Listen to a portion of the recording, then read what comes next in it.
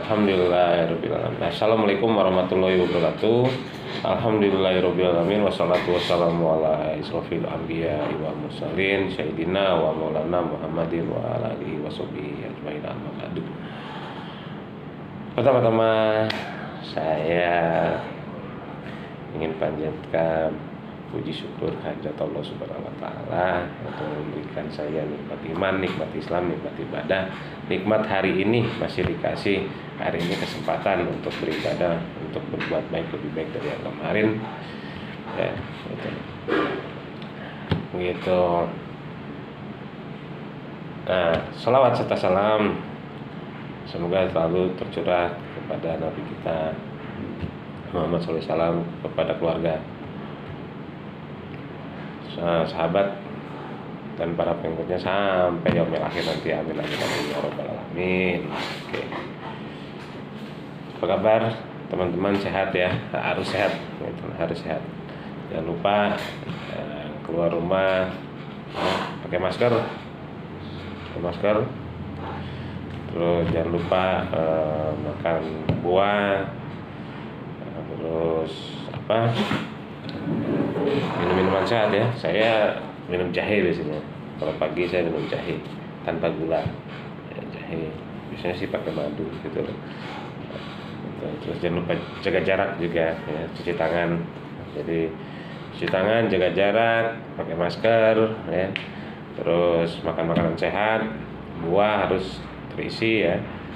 Minum minuman sehat, konsumsi makanan sehat, minuman sehat gitu. Terus jangan lupa nanti saat sudah pulang pakaian langsung dimasukkan ke tempat cuci atau langsung direndam, kita langsung mandi karena berhubungan dengan keluarga ya. Oke, rekan-rekan, saya hanya ingin berbagi pengalaman. Ini salah satu sambungan yang kemarin ya, dulu saya kenapa saya hijrah, kenapa saya menjadi seorang mualaf gitu.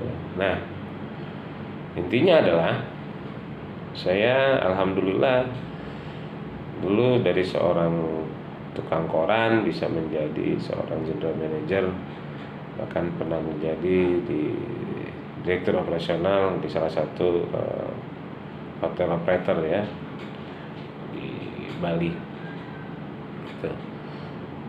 Jadi alhamdulillahnya dulu tidak kekurangan apapun yang ada Allah kasih gitu ya, Allah kasih gitu. Nah, ternyata Allah itu baik memberikan saya teguran lebih dari yang sudah diberikannya. Apa maksudnya? Saya sudah diberi lebih dari apa yang saya kehendaki, tapi saya lupa dengan Allah. Saya hilaf, saya melupakan Allah gitu. Sehingga arogan saya keluar.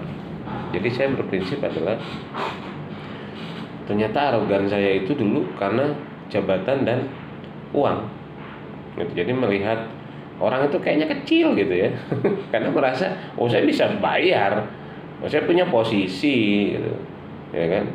Terus masuk ke restoran mana, terus menjenguk teman yang sakit atau keluarga yang sakit, ke perawatnya itu saya dulu ke perawat itu tidak memandang indah gitu, meremehkan ya kan gitu ya, karena merasa saya bisa, jadi ingin kasih semua itu pelayanan terbaik untuk teman saya, untuk keluarga saya gitu loh, karena merasa saya punya uang, saya punya posisi.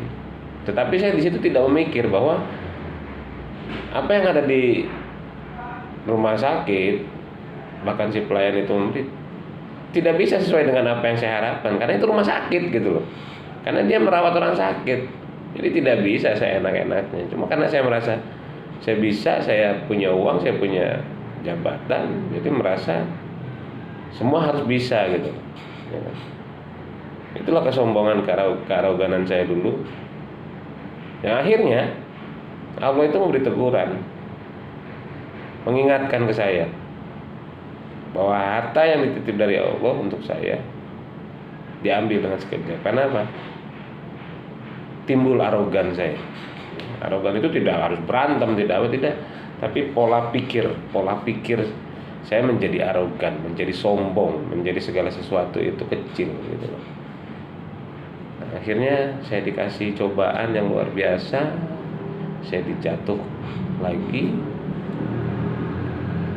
Disitulah akhirnya saya merasa, oh ini loh, Allah ternyata sayang sama saya, mengingatkan saya. Kenapa? Karena kalau didiamkan, kearoganan saya diteruskan, Allah berarti tidak sayang dengan saya.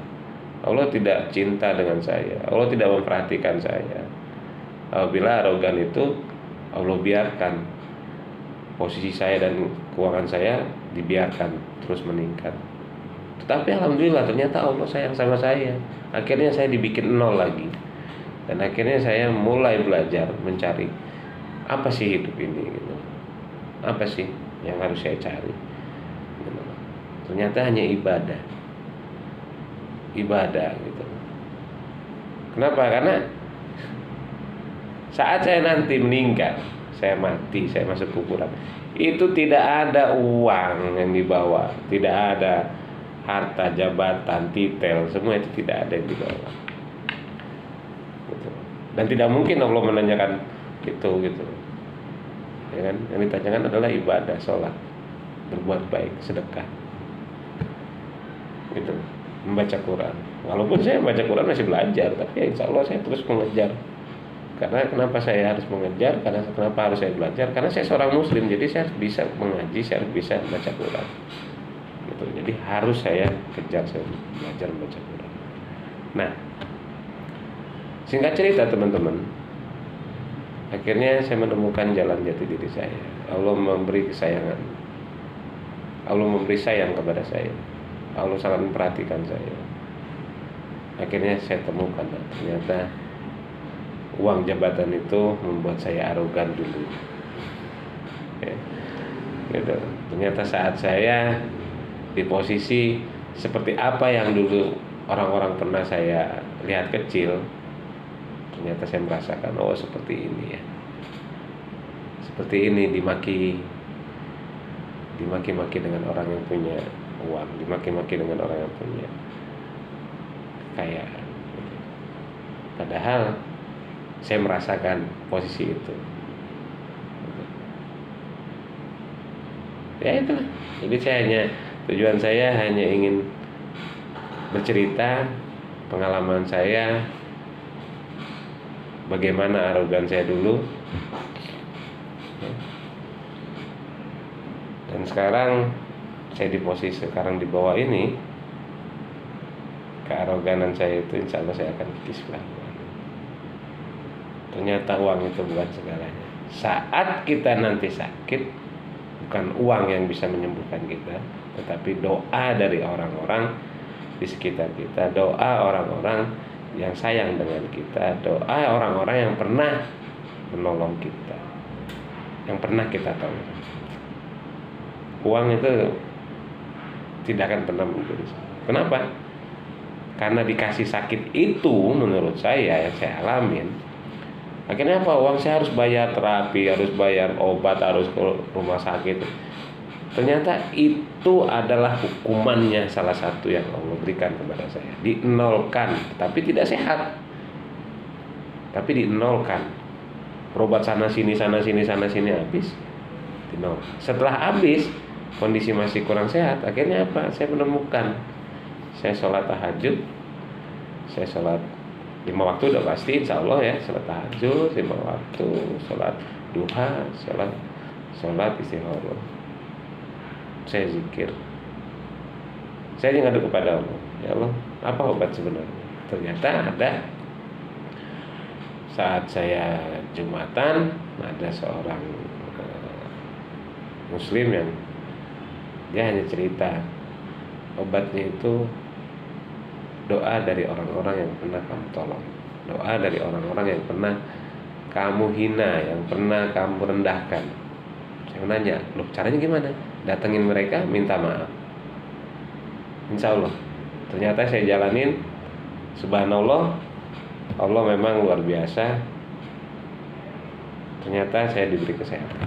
Dan alhamdulillah sekarang saya sudah mulai kembali seperti dulu, kerjaan, keadaan ekonomi, dan itu menjadi patokan tolak ukur saya untuk saya tidak akan merendahkan orang lain dengan adanya uang saya, dengan adanya posisi saya. Itu tidak ada sama sekali ya, itu hanya titipan Allah. Jadi insya Allah saya akan bisa berbagi apa yang kita punya, karena itu adalah obat dari segala obat menurut saya. Kalau saya salah, mohon maaf, karena saya kurang begitu paham, begitu banyak pengetahuan tentang agama Islam, karena saya seorang mualaf ya gitu. Tapi ini yang saya rasakan, ini pengalaman hidup saya gitu. Ini pengalaman yang saya rasakan, ini pengalaman hidup saya yang saya jalani. Alhamdulillah sekarang saya menikmati hidup ini. Jadi buat saya, lupakan arogan. Jangan karena saya punya uang, saya punya posisi, saya menjadi arogan melihat orang lebih kecil semua. Oke, teman-teman, sekali lagi saya mohon maaf kurang dan lebihnya. Sekali lagi, ini hanya cerita apa yang pernah saya jalanin, apa yang pernah saya alamin, sehingga kenapa saya hijrah. Ya, setiap orang pasti memiliki, saya pasti memiliki masa kelam. Nah, sekarang inilah saya ingin merubah masa kelam saya. Mumpung saya masih dikasih nikmat sama Allah, dikasih waktu dengan Allah, saya ingin memperbaiki diri saya ingin memperbaiki ibadah saya. Seperti itu. Oke, cukup sekian. Nanti kita ketemu lagi di video selanjutnya. Jangan lupa untuk bisa lanjut berkepanjangan cerita tentang saya, hari-hari saya, kesibukan saya. Subscribe, like, share, komen. Oke. Untuk komen-komen yang misalnya terlalu bertentangan, maaf, saya tidak akan respon. Karena apa? Biar tidak terjadi debat kita ya. Kita tujuannya untuk silaturahmi. Oke. Assalamualaikum warahmatullahi wabarakatuh.